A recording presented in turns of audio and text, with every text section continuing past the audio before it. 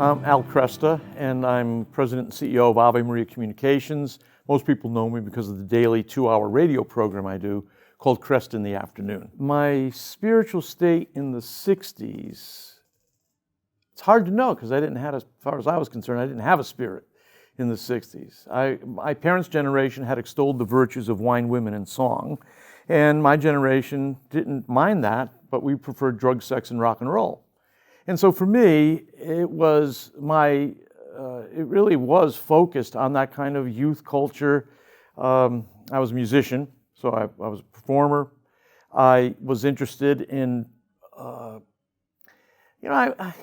can I say? I thought there was a better way of life. I rejected my parents' way of life. I thought that it was boring. I thought that it was restrictive.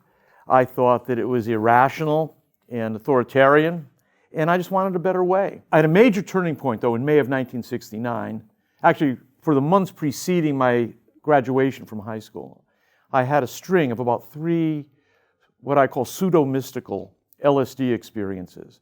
I'd been an LSD user for a few years, and heroin, in fact, I had a 2-year suspended sentence over my head for possession of heroin. But the LSD experiences were unlike anything I had expected. This wasn't recreational drug taking anymore. All of a sudden, this was altered states of consciousness and a pseudo-mystical sense of oneness with the universe, with an idea that there is a supernatural dimension to things that I was aware of but couldn't access. And that set me off on a quest to try to explain those experiences. There's an interesting moment that occurs in May of '69. The last of these experiences was occurring within days of my leaving my parents' house and hitting the road to try to make my way as a musician. And I had an experience that was so troubling that I thought I was actually dying. And I was taken to the hospital, well, actually to the doctor's office. We never made it to the hospital. But the doctor thought that I was just probably taking some sort of drug, and he sent me home. But it was terrifying. And that night, I was so agitated, I couldn't sleep. I laid in my bed. And at one point, I had the appearance of a face that I recognize as that of Mary. This was not a vision. I want to make that clear. But it was very close. It was very comforting. And I went to sleep shortly after that. And the next morning I woke up, and it was as though the entire universe had changed. My brother Michael was 10 years old at the time, 7 years younger than me. And rather than run down to downtown New Haven to cop some drugs or to go visit with friends or to practice and get some folks to jam with, I just spent the day with him. It was wholesome. It was real. It was familial. And years later, before his death at the age of 39, Michael told me that that was the best day of his life. And it's one of the most memorable of mine. So from that point on, it was like, what am I going to do with this? I can't just go out on the road the way I was expecting to, because I'm not going to be doing drugs anymore. Shortly after that, I also had a moral conversion in the area of chastity. And but for the next year, I was confused, and I ended up living in vacant apartments and on beaches and parks, and got involved in what we would call New Age thought. So at that point, Jesus was one of many great ascended masters or prophets. That was where that's basically where he stayed for the next 5 years. When I went to Michigan State University, I began reading the Bible for the first time. And I was shocked to find out that the Bible presented a very different picture of Jesus than the one that I was getting from this group. Jesus says things like, I am the way, the truth, and the life. No man comes to the Father but by me. He has a bodily resurrection. He's not just an immortal spirit.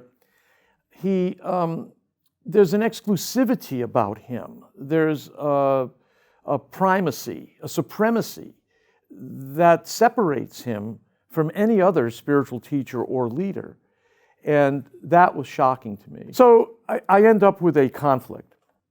The people I loved, was spiritually involved with, had one very definite worldview. The Jesus of the New Testament was a very different character. So I'm saying, Jesus, Jesus, Jesus, somehow help me understand this Bible, help me put it together with this teaching of the Ascended Masters. And I was repeating this as I walked down Grand River Avenue in East Lansing towards the center of town. As I got to the center of town, it was a beautiful day as I remember it. There was I reached the center of town, it's the corner of MAC and Grand River. There was a fella on the corner up against the merchant shops handing out what I knew by that time were these Christian tracts. And I didn't really, they were usually pretty superficial and I didn't help me. So I stepped to the outside of the curb, got to the corner, and the light changed. And as I stepped off the curb, I got a tap on my shoulder. I turned around, it's this guy. He hands me this tract and says, "Hey, you need this." I took the tract, went across the street, sat in a bus bench that was there, looked at the tract, the top of it, and the very first line, kind of a headline, was, "Do you want to know why some people don't understand the Bible?" It was a sickening feeling of being naked in front of this spotlight filled with acne, and a sense that God was there, but I wasn't in sync with him. I went back to my apartment, got rid of all my Ascended Master literature, all my occult paraphernalia, and decided at that point that my allegiance had changed from the Jesus of the New Testament to the Jesus of the New Age, or Jesus of the New Age movement to the Jesus of the New Testament. That's what happened. Evangelicals would say I was born again. As a Catholic, I eventually came to realize that I was appropriating the grace of my baptism. So that was how I came to know Jesus as an adult, and spent the next 18 years in evangelical Protestant service and ministry. And eventually, after serving as a pastor for 5 years, the questions that were forced on me as a pastor made me reconsider the wisdom of the Catholic Church. I resigned and then spent about a year and a half visiting Catholic parishes, and it was not a happy experience. I have to say, I don't think I heard a good homily in that year and a half, to be honest with you. In most places, the singing was abysmal. You know, the congregation I had pastored, my wife thought we had a good preacher, and I thought he was all right too. But we had great music, that much I knew. It was rocking, it was hot, and it was strong praise and worship at that time. I was talking about the mid-late 80s. So the Orthodox had ceased to be an option for a variety of reasons. But I didn't know what to do as far as Catholicism went.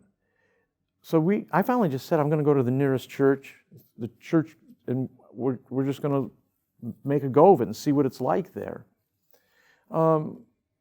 It wasn't that easy. I mean, there wasn't a much appreciation for the insights I had had as an evangelical. I wanted to help out. I remember one time, we were in Detroit, a low-income area of Detroit where we had been ministering. And I said to the DRA, I said, "Look, let me go up and down the street, knock on the door, tell people we're here, chat with them." And she said, "Oh my God, Catholics don't do that." And I said, "What, they don't visit their neighbors?" I mean, I'm not talking about collaring them. I'm talking about just saying hi. St. Suzanne's is down the street. We'd love to have you drop by. "Oh no, Catholics don't do that kind of thing."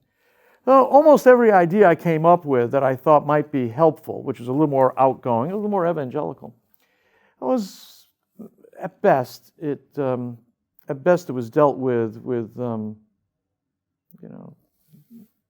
distant praise. So it took me quite a while to feel like I was fitting in as a Catholic. Thankfully, unlike a lot of guys, I had a successful commercial radio program that had developed during the years I'd been a pastor. Because the program was getting the results for my advertisers, the station didn't mind me becoming Catholic. Although it was funny. Let me tell you, it was funny. Because the Detroit News wanted to do a profile on me, and the reporter came by. It was a nice time. We had a good time. And she asked where I was going to church. I said, St. Suzanne's. She said, "Are you Catholic?" I said, "Yeah." I said, it might be a problem putting that in there. And she said, "Oh, well, I think it's important that people know that." I said, "Yeah, you're right. It is important." So next time the story was published, I started the show the following Monday, and phone lines just lit up. And for 3 days, people wanted to know why in the world I had become Catholic. It was fun. It was actually good programming, too. After 3 days, though, the general manager comes and says, "You know, Al, we're not supposed to make our church affiliation a matter of concern here." You know, they had that kind of broad evangelical idea that we're all Christians. Usually what they really mean is we're all Protestants.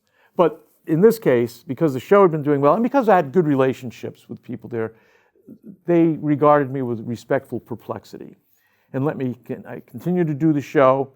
When I got questions about Catholicism, my screener would simply say, "Al will be glad to tell you what the Catholic Church teaches on this, but he's not going to personalize it." I got a phone call from Tom Monahan after we put money on property in Ann Arbor.